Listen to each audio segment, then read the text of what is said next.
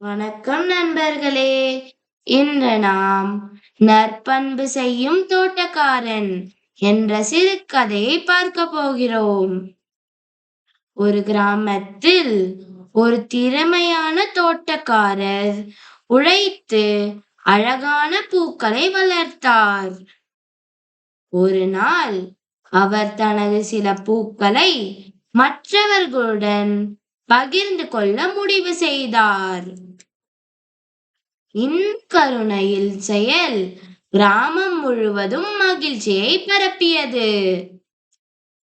தோட்டக்காரரின் பணிவையும் பூக்களின் தெளிவான வண்ணங்களையும் மக்கள் பாராட்டினர்.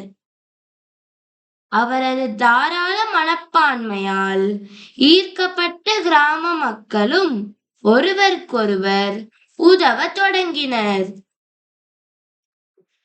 தோட்டக்காரரின் எளிய பகிர்தல் செயலை அனைவருக்கும் மற்றவர்களை கொடுப்பதிலும் கவனித்துக் கொள்வதிலும் வரும் மகிழ்ச்சியை கற்றுக் கொடுத்தது.